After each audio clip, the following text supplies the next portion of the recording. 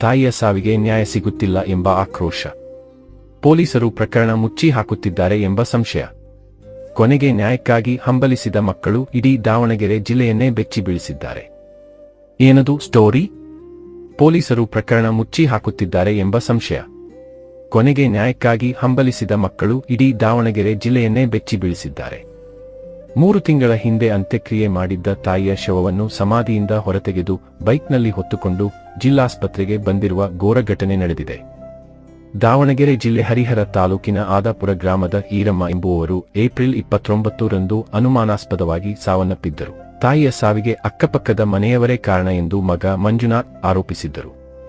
ಈ ಸಂಬಂಧ 11 ಜನರ ವಿರುದ್ಧ ಮಲೆಬೆನ್ನೂರು ಪೊಲೀಸ್ ಠಾಣೆಯಲ್ಲಿ ದೂರು ದಾಖಲಾಗಿತ್ತು. ಮಲೆಬೆನ್ನೂರು ಆಸ್ಪತ್ರೆಯಲ್ಲಿ ಮರಣೋತ್ತರ ಪರೀಕ್ಷೆ ನಡೆಸಿದ ನಂತರ ಶವವನ್ನು ಗ್ರಾಮದಲ್ಲಿ ಅಂತ್ಯಕ್ರಿಯೆ ಮಾಡಲಾಗಿತ್ತು.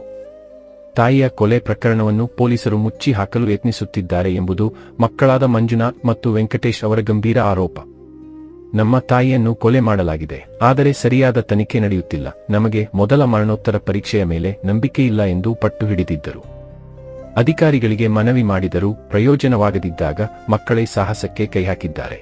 ಹರಿಹರ ತಾಲೂಕಿನ ಆದಾಪುರ ಗ್ರಾಮದ ಸ್ಮಶಾನಕ್ಕೆ ಹೋದ ಅಣ್ಣ ತಮ್ಮ ತಾಯಿಯ ಸಮಾಧಿಯನ್ನು ಅಗೆದಿದ್ದಾರೆ.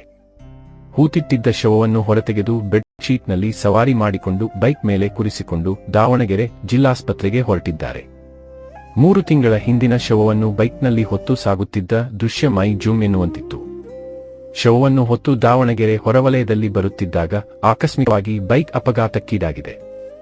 ತಕ್ಷಣ ಸ್ಥಳಕ್ಕೆ ಧಾವಿಸಿದ ಪೊಲೀಸರು ಬೆಡ್ ಶೀಟ್ನಲ್ಲಿ ಸುತ್ತಿಟ್ಟಿದ್ದ ಶವವನ್ನು ಕಂಡು ಗಾಬರಿಯಾಗಿದ್ದಾರೆ. ಕೂಡಲೇ ಶವವನ್ನು ದಾವಣಗೆರೆ ಜಿಲ್ಲಾಸ್ಪತ್ರೆಯ ಶವಾಗಾರಕ್ಕೆ ಸ್ಥಳಾಂತರಿಸಲಾಗಿದೆ. ಪ್ರಸ್ತುತ ತಾಯಿಯ ಮೃತದೇಹ ದಾವಣಗೆರೆ ಜಿಲ್ಲಾಸ್ಪತ್ರೆಯ ಶವಾಗಾರದಲ್ಲಿದ್ದು, ನಮ್ಮ ತಾಯಿಗೆ ನ್ಯಾಯ ಸಿಗಬೇಕು, ಹಿರಿಯ ವೈದ್ಯರಿಂದ ಮರು ಮರಣೋತ್ತರ ಪರೀಕ್ಷೆ ನಡೆಯಬೇಕು ಎಂದು ಮಕ್ಕಳು ಕಣ್ಣೀರು ಹಾಕುತ್ತಿದ್ದಾರೆ. ಸ್ಥಳಕ್ಕೆ ಪೊಲೀಸರು ಭೇಟಿ ನೀಡಿ